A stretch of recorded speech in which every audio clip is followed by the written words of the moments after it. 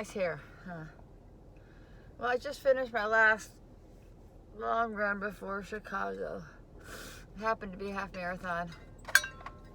This is the medal. Swear to God. But I know the race director. He's a great guy. We were both their parents on the same soccer team, and I really respect the fact that he's kept this race alive for a long time. It used to be called the Cowtown Marathon, half marathon, but the folks in Texas didn't like the fact that we were sharing the name of a race.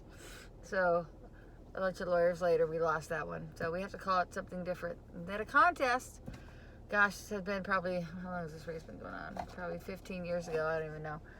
And no, 12 years ago. The contest was to rename the race, so it was renamed the Urban Cow. Anyway, there's some history there. We were called the Cowtown by the Lakers coach. What's his name? Anyway, we're not a cow town. We're Sacramento. So, just finished that race. PW for me, I think. But I really was not pushing it at all. I was just trying to get miles in. So, last year I ran a 141 or 140, something like that. And this year I tacked on 8 minutes. But I had to stop to use the girls' room 3 times. So, drank too much water. That's okay. There is that. So it is 9:36 on this beautiful Sunday, and I have the rest of the day ahead. And I'm gonna do a little walk tonight with Brett for about 3 miles, 2.5, 3 miles. Get my husband get his walk on, and I made something really fun for my classroom. So switch gears. I needed 3 or 4 shelves or like drawers for my writing station that I've used before, but I'm just revising. So this one I made last night for wooden drawer to be scaffolds, either for a nonfiction piece or a story, including Venn diagrams and things like that in one drawer. The scaffolds. Just flip through and find the scaffold you need for your writing piece. And then the other 2 drawers, because I got a 3-drawer thing, the other 2 drawers were rough draft paper, and then the 3rd drawer is for final draft paper. Although a lot of we teachers are trying to get our kids to go to Google Docs and just type it in, but I value handwriting, so I'm going to have that there. And that writing will also have a place for their illustrations. Not to say they can't still type and illustrate. That's what I'm going to do. And I'm excited about that. So I'm going to go in today and put that in there. Although tomorrow on Monday is a day off school. It's a teacher work day. So that being said, I'm going to go ahead and put it in anyway. Just my room's ready. I've got a substitute on Tuesday. So I thought I had to sub Monday. It's a long story, but I've got a sub Tuesday that my class is ready for. So I'm excited about that today. So anyway, but today's Sunday, and I'm going to do some life things. I don't have a very big closet, so today I've got to bring out all of my summer stuff to my garage or the extra bedroom, which is now our office, and switch it out for my winter stuff and winter clothes. I always do this, and I always remember how I have too many clothes. I, as a human being, have too many clothes. And I'm not a clothes hoard or anything like that. I don't dress, very trendy. I dress very, not conservatively either. I dress very traditionally. The places I shop, I can wear things that I've had 10 years and I'm not out of style. At least I don't think I am.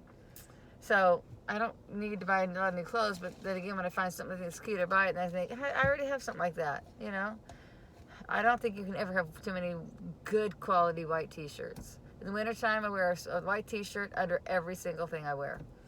My version of my LDS friends' garments, right? But mine's not sacred. Mine's just a white t-shirt. Anyway, I'm gonna drive home, and if I don't stop filming right now, my phone will fall while I'm filming. So that's why I'm doing this while I'm sitting here. And I just look lovely, don't I? With this hairdo. I'm gonna go home, and I think I did dye my hair today anyway.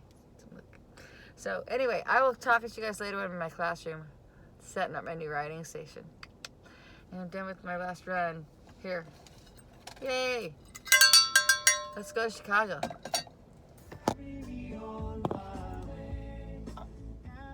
Oh, man, what a race today. God, I'm tired. Good tired, though. You know, it's really different when you do a long run on your own with your iPod and your neighborhood or your trail, or when you race.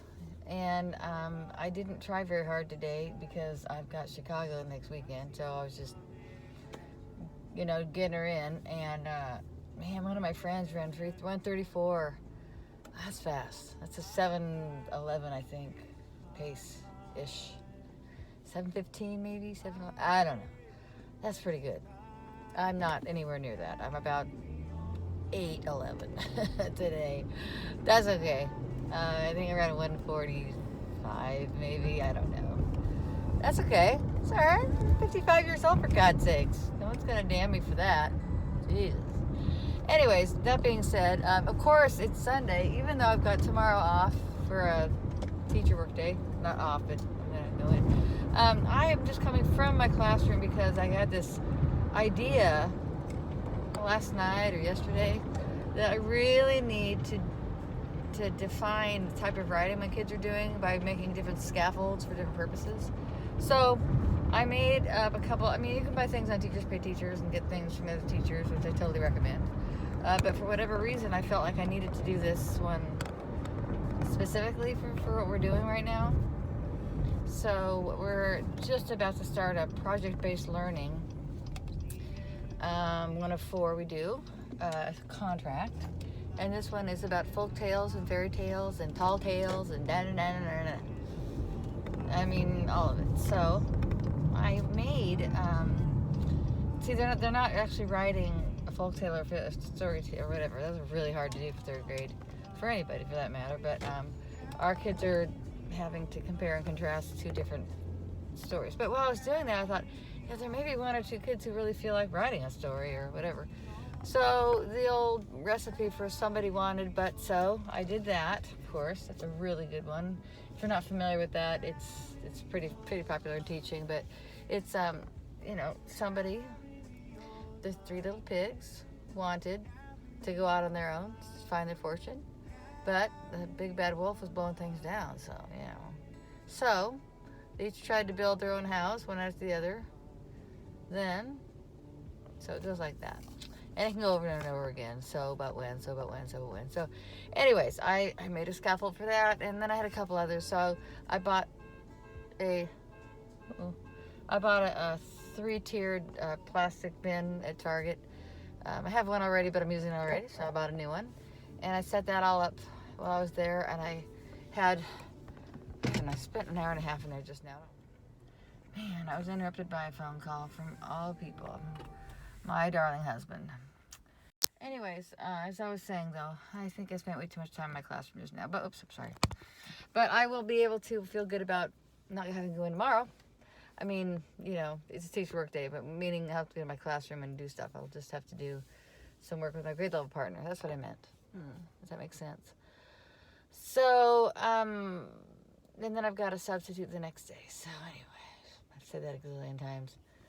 I'm just tired. I'm tired tonight. I'm tired of, I don't know, going. I cannot wait to step on that plane on Friday night and know that, I got the weekend in Chicago. I'm gonna, I don't have anybody I'm meeting there, but it'll be fun to see a bunch of people. I meet people all the time when I go to these things. And just to get away for a weekend. I don't know. The marathon's one thing. It'll be a marathon, but it'll be a fun little thing for this middle-aged teacher. Go out and do that. And I've run Chicago twice before. It's crowded. If I get there on time and in my chute, and my thing, I'll have a fighting chance at running 3:40. But if I'm gonna get there on time, that's not what I'm worried about. It's just the glug of people. So I'm trained up for it. I feel really confident about that. And I'm gonna bring extra clothes it's not gonna be cold. So I'm gonna bring some shorts in case it's warmer than I want it to be. I know Chicago, right? You'd think it'd be cold, but at this time of year, it has not been for me for this race. So doing that. I'd like to get a better time so I can move up in Boston and the things. But anyway, there is that. I had to call my dad today. He's coming with me in April. I made reservations at the Marriott Long Wharf, which is one of my favorite hotels in Boston. And I made it for the wrong weekend. Yeah, I did that. I made it for the weekend before the race. Because I'm me. Thank God I found another room. It's further away. It's in Cambridge, which isn't that far, but it's close to the ballpark when we see our game, which I haven't got tickets for yet. But anyway, I digress. I fixed the problem. Can't believe that. It'd be like, I'd figure it out probably in, if I hadn't thought about it, it'd probably occur in March when I'm supposed to, get an email from your hotel saying, hey, we're excited to see you and all this stuff. And it would have been a week ahead. I would have gone, oh crap, well now what? I wouldn't have found a place to stay. It would have been really ugly. We would have probably stayed out in Quincy or something. I don't even know. But anyway, I'm happy. So I'm going to close out here, and I will talk to you guys tomorrow.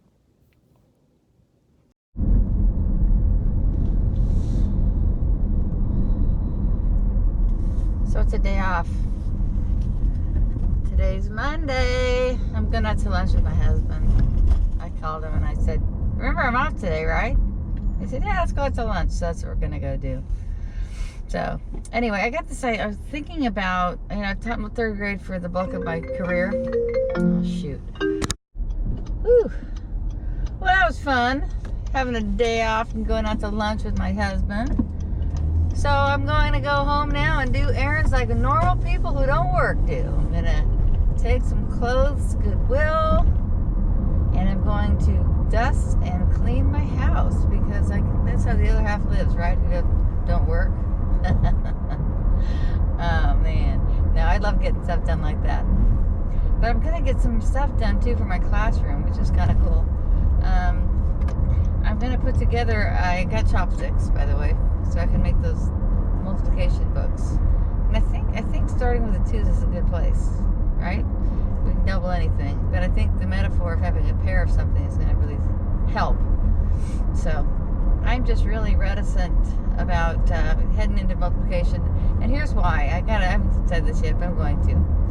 My class has just, we're about 50% understand how to subtract from across zeros or more than a digit.